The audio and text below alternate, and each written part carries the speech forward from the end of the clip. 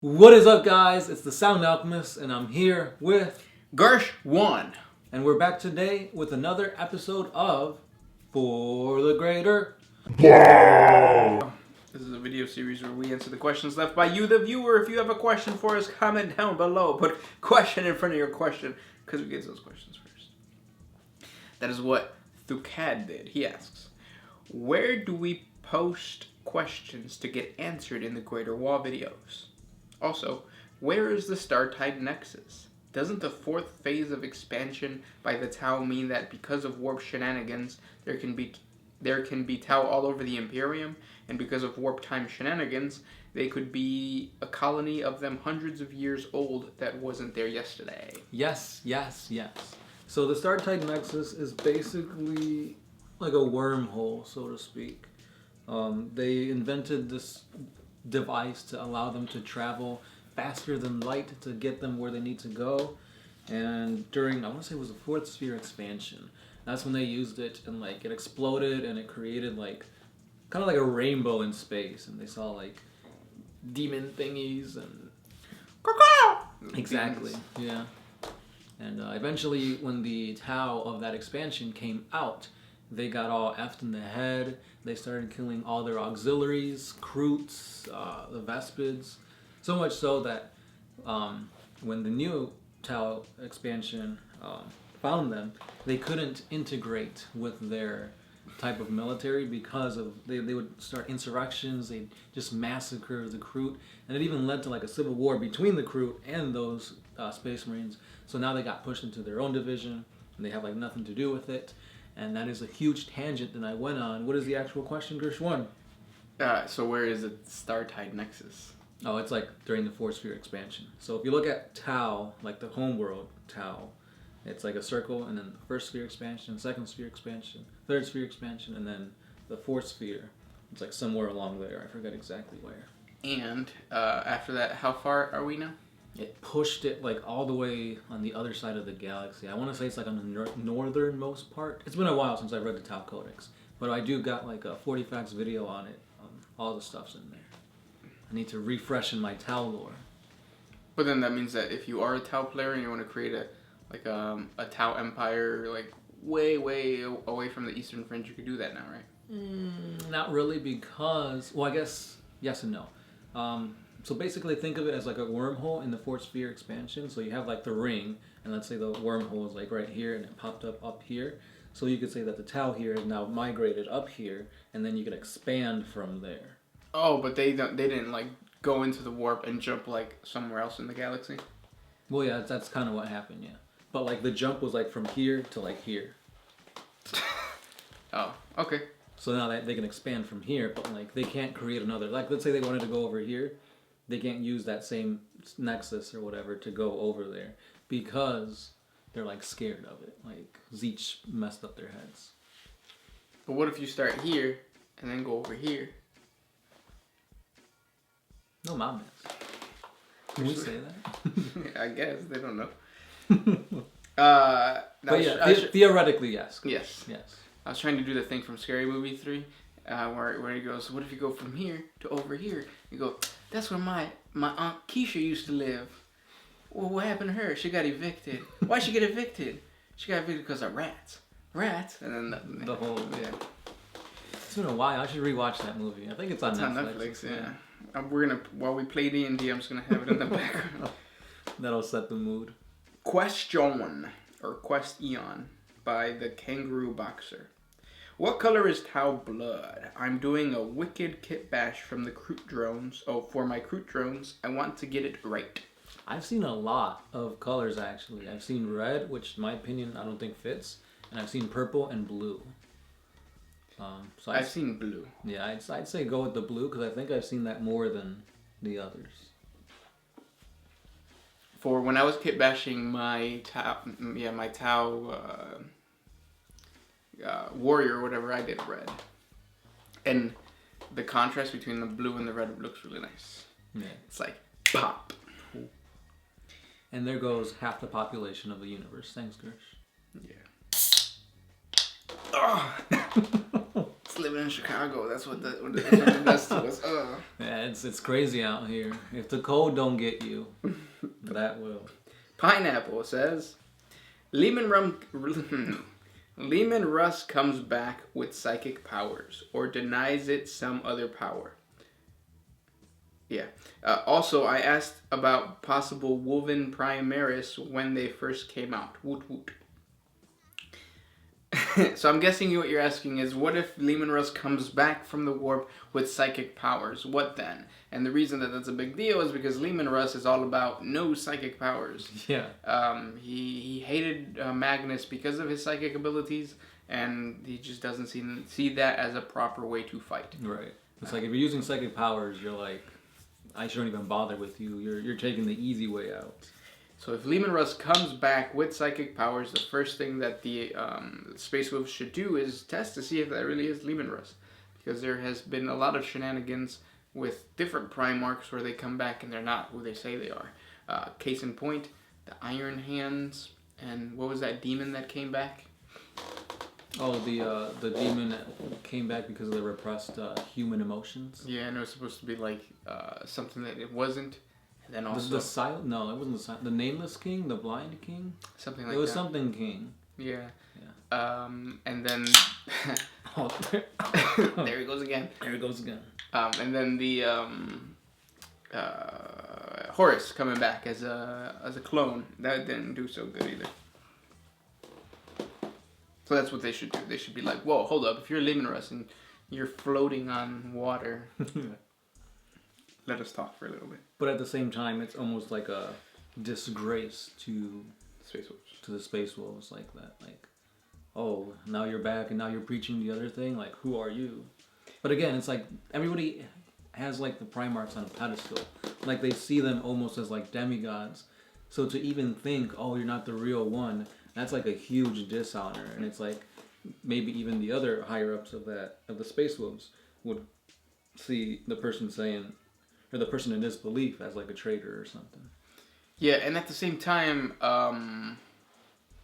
the Space Wolves do have Rune Priests, and Rune Priests do psychic powers. It's a different type of psychic powers. Like they themselves aren't the ones like casting it. They like summon thunderclouds and then it strikes lightning, or they summon the ancestors of the dead. Yeah. Or wolf things. But yeah. But yeah, it's complicated. It'd be like that sometimes. Next question. Marcel Goussard. What are the main weaknesses of each major faction? Tau, close combat. Space Marine. Well, is he saying like from the tabletop or lore-wise? We'll do lore-wise first. We'll go lore-wise. Tau, they don't have like super fast speed. They're kind of like their travel methods are rendered. They don't have faster than light travel. There you go. Yeah, and then the Orks, horribly organized. They fight amongst themselves more so than they fight against others. Eldar are dying. Yeah, they're super low in population, and they're also scattered in terms of unification. Yeah, that's true. They have different craft worlds and they don't really work together. Yeah. And then Space Marines. They're xenophobic. They're stuck in the past. They don't advance technologically. They're still trying to figure out how toasters work. They're praising a half-dead emperor. No. Yeah. What else? Tyranids. Water. No, I don't know. Tyranids don't really have a weakness. I think they're, lore-wise, their own lore is their weakness. Because I think they're too good. I don't know why, but like when you said their own lore is a weakness, I just imagine like a Tyranid about to like bite your face off, and you're like, I don't believe in fairies. And there you go. And then it. No, but like what I'm saying is that it seems like that a hive fleet is way too strong, and when it comes and it destroys something, that planet has no opportunity to fight back. Yet the Ultramarines did it, and they defeated Leviathan completely. Like it broke off into different tendrils, but Leviathan Hive Fleet was completely defeated, and it doesn't make sense. I don't know. It's just kind of like, They're written to be so OP, yet like they still lose. Like how? Yeah. So that's kind of their thing. And I guess you could say that they're animalistic. Yeah, they're based off of instincts, no real thought. Unless you're talking about like the Swarm Lord, Old One Eye, that kind of thing. Yeah, and that's it, right? No. Chaos. Chaos. Again, they're not unified. Everybody's working for themselves. The Necrons. Oh. Again, they're not unified. They're unified to a point. They still fight amongst dynasties, though. That is a reoccurring theme, right? The only people that are unified is the Tau. Because the Tau have they're like mind controlled or something. That's why they're unified. Yeah, but they're only split. Like if you play Tau and you wanted to not play a Tau from the Tau Empire, you have the Damocles Gulf and you have Farsight. That's Damocles Gulf includes the Farsight enclaves. Oh, okay. But that's it. That's it. Yeah. It's only 2. Whereas if you wanted to play something different from a craft world, you have a plethora of craft world. You can create your own craft world. Mm-hmm. Craft world. Affleck. I don't know. I'll make that my ringtone now. Yeah. But yeah. I don't know. It's a mystery. Affleck. That was a good question, though. Next one. Zero the Marvelous. Do you think there's going to be a higher class Titan than the Warlord? Nah, bruh. Probably. I think that's what GW does, right? You have Space Marines. What about Primaris Marines? You have Primaris Marines. What about Primaris Marines inside of a Primaris Marine? Isn't that a Devastator? Yeah. Marine instead of a Marine. Mm-hmm. But yeah. Yeah. Eventually, they're gonna need to make new models. So. Eventually. Oh, this is an interesting one by Jorge Campos. How can certain Space Marine chapters specialize in espionage and assassinations? I find it hard to believe that someone over 8 feet tall, wearing bulky AF power armor with super loud footsteps can sneak up on anything. True. Yeah, you got a good point there. I mean, there's only one faction that specializes in that, and that's Raven Guard, the Night Lords, the Alpha Legion. No, but it's really only the Alpha Legion that does espionage in terms of like hiding in with humans. Because like the Raven Guard, what they do is they do like fast attacks, they do guerrilla tactics, which that makes sense because like their armor is scout armor and they have fucking jetpacks in their back. What about the Night Lords though? They work like terror, so they're like guerrilla warfare and like they scare you and stuff. Yeah, so you will hear them screaming before you see them. And like that's what their whole thing is. That's what I'm saying. Like the only people that actually do spy tactics is the Alpha Legion, and the Alpha Legion is notorious for being average. Being average. Oh yeah. They blend into any Marine. Well, ooh, that's my stomach.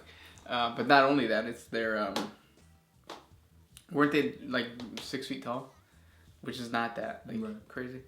And you have to remember that in the future, people don't look like people. What do they look like, Gersh? They look like, what's a movie that would illustrate this? Well, I mean, they're walking around with like cybernetic arms. They have like tentacles growing out of their backs. They're basically comic book villains, all of them. So like, think of like any like futuristic post-apocalyptic world or whatever. Think of Mad Max.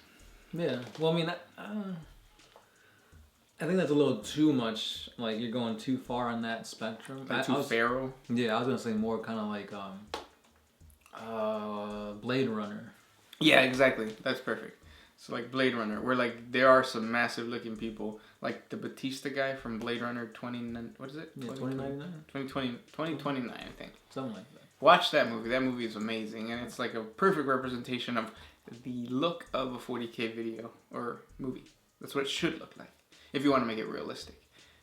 But yeah, that was a good movie, by the way. It was a really good movie.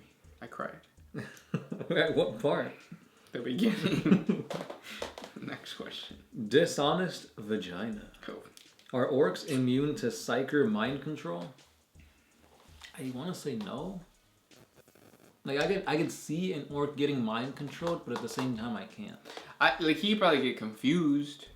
Like they mess with his brain and like when he tries to move his hand up, it actually goes down, something crazy like that. But like to actually mind control him to turn around and do espionage on his fellow orcs, no.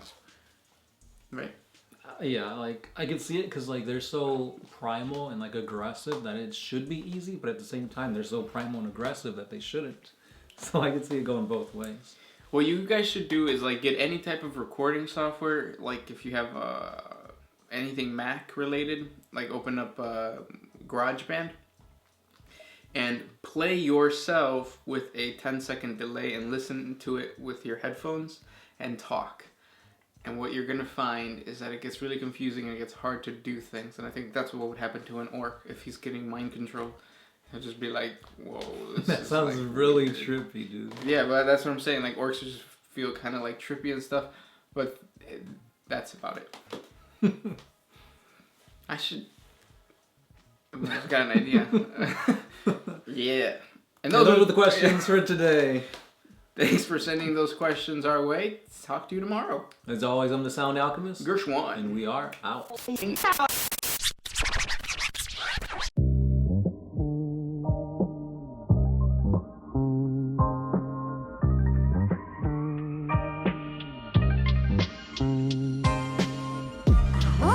used to put my freedom first in any situation.